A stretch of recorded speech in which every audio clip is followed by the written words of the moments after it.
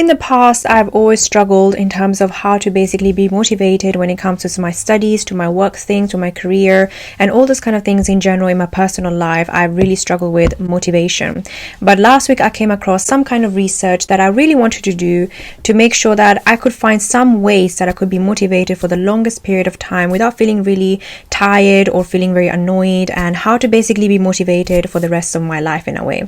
So based on the research that I found last week, here are the 5 top tips that are basically research-based tips that I found that make sure that you can stay motivated for the long period of time. Before I begin sharing the tips that I found, the top 5 tips, I want to make sure that all of us know what is actually motivation, and the definition of that is found very simply in Google, as you can see right in front of you, which is a reason or reasons for acting or behaving in a particular way.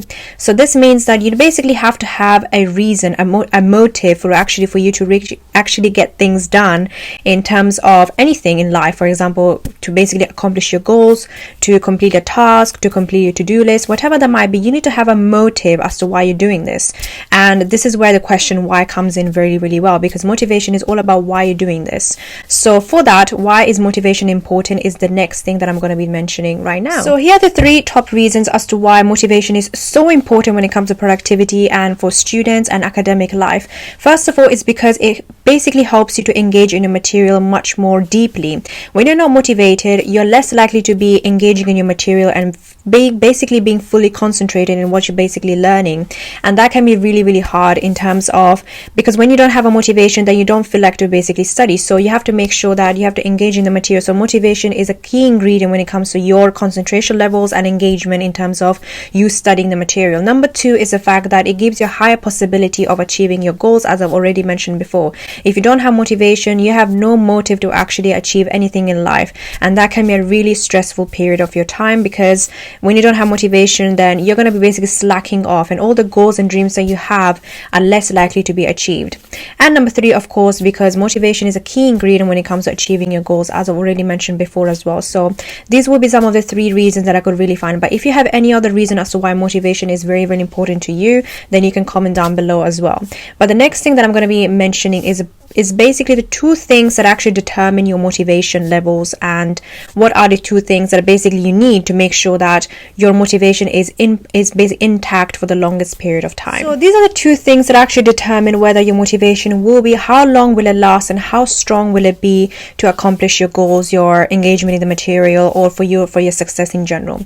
Number 1 is what you expect from yourself. So what do you expect yourself to achieve after you accomplish this goal, and why do you need motivation in the first place to basically achieve this goal? And if I say basically too many times, I apologize for that, because I don't know, it just comes in naturally and I don't do any scripts, so forgive me for that. And number 2 is the fact that what kind of value do you place in that task itself. So for example, when I was basically trying to get a first class in my degree in general, what I was expecting myself to get is a first class by me doing hard work, me doing all the past papers, me doing all the spaced repetition, all the revision techniques and everything. I was expecting myself to get a first at the end of the day, and in that degree results certificate to see that first class that I got it. And number 2 is what value did I place? It was a really, really high value for me, because I thought that would be the biggest turning point in my life. I would be so happy, I would be so content, I could feel myself. How would I feel exactly if I got that first class? So all those things I was basically imagining in my head, and that were really helping me to keep my motivation intact for the longest period of time, so that until the exam day or the deadline day or the last day of my degree, I could really just feel accomplished that, you know what, I've actually done this and I've done my best, and now let's see what happens in terms of the degree results. So these are the 2 things that you have to always remember, is what you expect yourself, and also what you expect yourself in terms of what you want to get out of this task. And number 2 is what value do you place in that task. So is it really that important to you? Is it not really that important? Because let's be honest, all those things that are really important to you are the things that are going to make you push yourself forward to actually get it done. So these will be the things that are basically basically found so far. But the next clip is all about the top tips that I'm going to be sharing with you all, how to be motivated for the longest period of time. So since this video is for students and academia specifically, I'm going to be focusing on the tips that are mostly based on that. So the first tip is to make sure that you recognize all your strengths and weaknesses in terms of all the modules and subjects that you might be having currently undertaking. For example, if I am someone who is really bad at maths, which I am, I'm not going to lie, and I'm going to make sure that I'm putting my time into it and address that weakness and accept the fact that I'm really weak at maths, which means that I have to spend a bit more time in comparison to other subjects, like for example biology. If I'm really good at that, I'm going to be spending a bit less time on biology and putting more effort on maths. But that does not mean that I'm going to be neglecting now biology because I feel overconfident in myself that I'm going to achieve my best anyway. It just means that I have to address that weakness and tackle that weakness in a really good way. For example, if I'm really weak at maths, then what am I really going to do about it to make sure that I feel motivated to achieve a better grade, or a better grade than even biology, for example? So maybe some of the things that I can do is basically do past papers maybe once a week or twice a week or something, and talk to the teacher whenever I feel stuck, watch some YouTube videos or the videos that are provided by the school or something like that. So in that way you're basically addressing your weaknesses and not just leaving it behind. This of course does not mean that now you're neglecting again biology completely because you're so good at it and everything and you so understand it so well, but it just means that you want to try to keep it balanced. You want to push the maths. If maths is here for you and biology is here for you, you want to push the maths to become here as well, and you want to keep it as aligned as possible so that you can achieve the best of the best grades in all subjects and not just biology here and maths here. So this will be the first step, which is to recognize your strengths and weaknesses and tackle them each really well. And I believe also that your weaknesses can turn into strengths, very much so. So the next point or the next tip is going to sound really harsh, but you have to take responsibility of your academic behavior. You cannot be making excuses every time you feel tired or tired or angry or annoyed or hungry or anything like that. You're just going to be excusing yourself from studying. That is not the right mindset to have, because every time you're going to be feeling tired doesn't mean that you don't feel like to do it, and you cannot be giving an excuse for it. But of course there are going to be certain situations when you feel really tired and you cannot really open your eyes and you feel like to go to sleep and you feel really sleepy and stuff. But there will be certain situations where you cannot be telling yourself that, oh yeah, I will basically do this tomorrow, and you know what, I lack motivation, I can't really do this right now. You cannot be making excuses, because the more you make excuses, the less likely you're going to achieve your goals, whatever that might be. For example, if that's in getting a 9 or an 8 for maths, for example, and you know that you're really bad at maths, you don't want to be making these kind of excuses, because at the end of the day it will basically make you feel bad yourself that you didn't do enough work for you to achieve that grade, or you didn't put enough effort. Because this is what students do all the time, which is that they basically don't do the work, and then at the end when the exam season is approaching, that's when they start regretting, or why didn't they start earlier? So in that way you have to make sure that you're motivated right now to make sure that you're taking your responsibility of your academic behavior.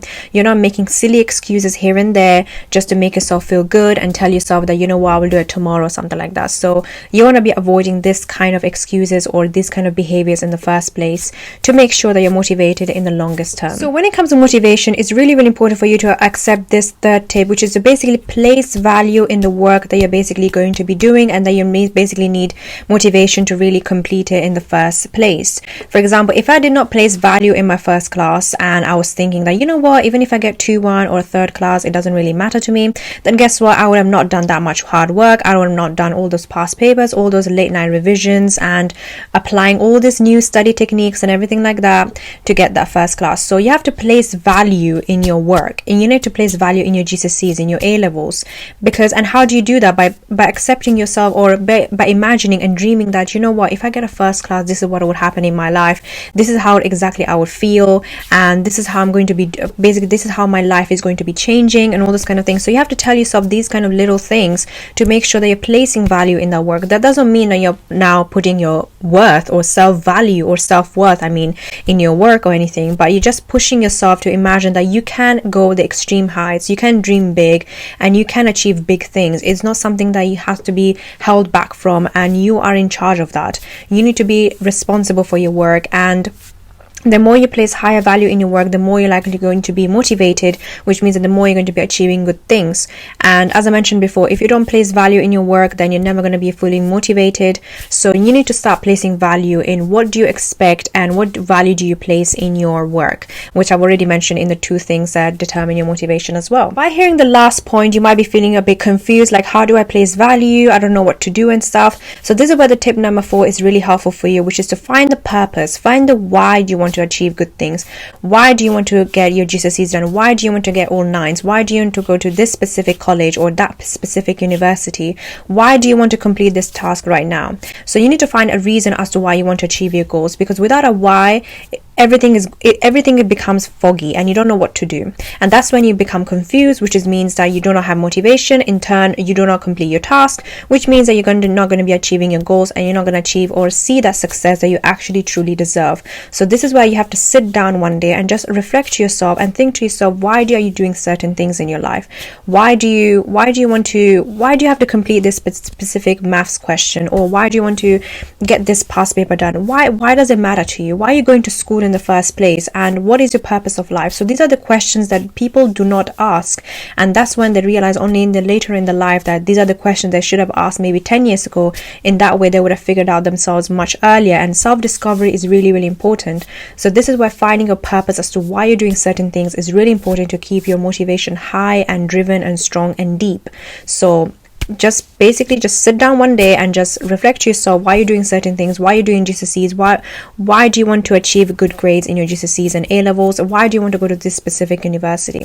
So just ask these questions and you will see the answer will come slowly, and you will see the motivation is just firing up inside your belly. So tip number 5 is something which is very pleasurable, and that is to reward yourself after you've completed a certain task. If you just finished doing that maths question that you really avoided from the past 2 days and you ended up doing it, guess what? You deserve to do something that you really enjoy right now for 10 minutes only, and that could be maybe watching an episode of one of your favorite shows, or going for a walk, spending your time with your family or friends or anyone, or video calling someone. Whatever that might be, do something for 10 minutes that you really, really enjoy, so that every time you have done something really hard, you get to basically place in your brain, and it becomes programmed in your brain that, you know what, if I do something which is really hard, I'm going to get this out of, or I can do certain things that I really, really love doing. And that can be a really good way for you to really motivate yourself in the longest term. So make sure that you're rewarding yourself, and do not put yourself in too much pressure, of course, by motivating yourself way too hard and doing work that you would when you absolutely do not feel like it and you have absolute low mood. But rewarding yourself can be a really good way to motivate yourself as well. And this brings me to the end of today's video. I hope you really enjoyed it and you found these tips really helpful. But of course, these are not my personal tips, but these are all research-based tips. And of course, all these tips are not universal, which means that they might not apply to everyone and everything, but these are some of the ones that I found over the internet. And if you have any tips on how to stay motivated for the longest period of time in terms of any parts of your life, whether that might be school, job, or whatever, then please comment down below. I'll definitely check them out. And other than that, I will see you in my next week's video.